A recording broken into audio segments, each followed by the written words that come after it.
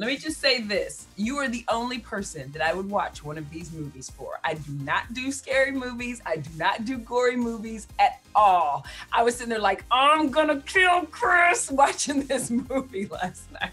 You're filming these scenes with these traps and these like really gruesome deaths. What is that like? You know what? You have to remind yourself it's not really happening, because you watch it, even when you're close, you see the blood and you're like, like, are they killing a stuntman just to get the shot? But they assure you that it's fake. Right. I hope it's fake. And yeah, it's actually scarier there. So like on those really crazy gruesome days, do you shower right after, or are you like walking around Target or wherever looking just real crazy? No, I shower right. Yeah, there's days where you're just soaked in blood. Yeah. You look like Carrie. Oh. You know? They're hours, not days. How can I catch this guy? If there's nobody on the force, I can trust. You can't do this alone. Whoever did this has another motive, something personal.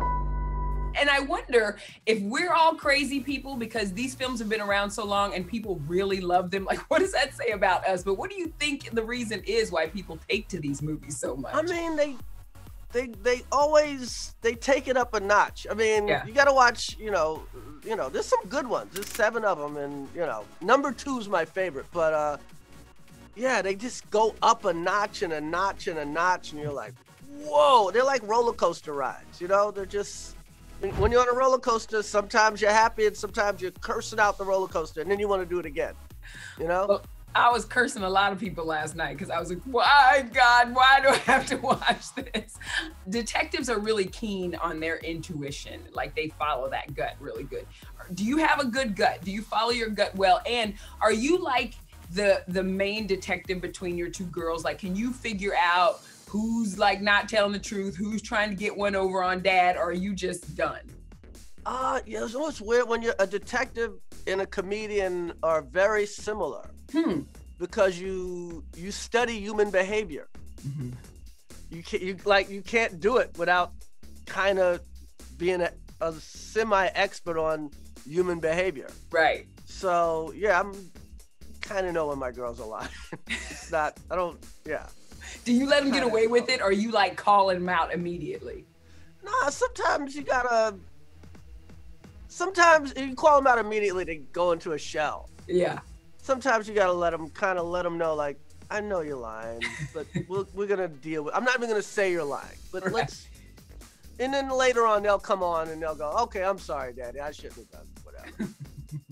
I love it. So, Max is kind of coming into his own as a leading man in this film in a lot of ways, but you're cementing 20 years as a leading man. The first movie that really kind of made us say, well, okay, come on, Chris Rock, first on the call sheet, was Down to Earth, like 20 years ago with Regina King. So wow. What do you remember about shooting that film and then shooting that film with her, and kind of how did it make you look differently at your career when people said Chris Rock leading man? King. Oscar winner. Oscar winner, Regina King. Wow, that was so long ago. Yeah. We had a ball. Regina was lovely. Every time I see her, it's like we didn't miss a day. I don't know. I don't even know what to say. That was like my first starring movie, and it was just all magic at the time. From now on, we got a new slogan. Shot in the head, you get a bed, okay? If your head is bloody, we're your buddy. Did you know at all what you were doing? I didn't know anything. I was just so glad to be there. I didn't, it's one of those things too. It's like overstudied, so I knew everybody's lines. Because I was just, Will Smith said he used to do that too, because he was so scared because he wasn't a good actor, and he used to know everybody's lines and he would mouth them. You could see him in the scenes, like people would be saying, and he'd be sitting there mouthing other people's lines. Yeah, I definitely had such a fear of not knowing, hey, of being called out for not knowing my lines. So yeah, I get it, Will. I get it. I'm here to help reform the Metro Police, to remind them of their oath to the people of this city. One officer from your station refused to be reformed. He will not be the last to play my game. Some of the themes in this film are very kind of relevant to what we're seeing today, Chris. That's, you know, crooked cops, a broken system. Did they have to update this from the book at all, or was that already there?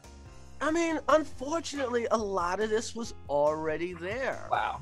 I mean, you know, a lot of the stuff that's happening now, you know, the reality is we're only talking about it because it's on film, but the stuff's been, you know, we're talking about it because of cell phone cameras. But the reality is these things have been happening for hundreds of years. So yeah, a lot of this stuff was just in the script. We did not have to like update it because of current events. I could have killed you. What are you talking about? I got the gun. I could have killed you. How'd you get in here? You forget who the landlord is? Yeah, but that doesn't give you the right to just walk in here anytime you want. Renters got rights. You start paying some rent, you can get some rights. So you did make me laugh out loud in a couple places, though, especially when you were telling the joke about why cops get divorced. 600 Tuesdays ain't worth 3 Saturday nights. And I was like, ooh, he's not lying, though. I'm a woman. He's not lying. He's not lying at all. So then what is your best tip? Because actors have even crazier schedules a lot of times than cops. What's your best tip to try to make it work? Oh God, Nischelle, I'm single. I obviously don't know how to make it work. You try your best. Love hard, Nischelle. This is love hard. So I want to ask you about your next project, because you got this David O. Russell comedy coming up with like a list of, wow, A-listers, right? What can you tell me about this at all? I'm sworn to secrecy. Hey, Chris, it's Miss Detroit. Come on. Margot Robbie, Robert De Niro, Christian Bale, Rami Malek. Yeah. It's a crazy cast. We had an amazing time. David O. Russell is my favorite director. Wow. And I'm gonna be in all his movies from now on, whether he wants me in them or not. I'm just gonna show up to the set. Here's what I'll say. This is an inside thing. Okay. I initially had about, I'm gonna say 4 or 5 days. That's how big my part was, right? It ended up being about 23 days. Don't let us find out that you came in and just acted your ass off in this film. Yeah, I was like, every day I was like determined to make sure the teacher liked me. So good. So I came in there ready to play. I definitely came in there ready to play, and he was great. So him and I had a great rapport. I can't wait to see the movie. I can't wait to work with him again.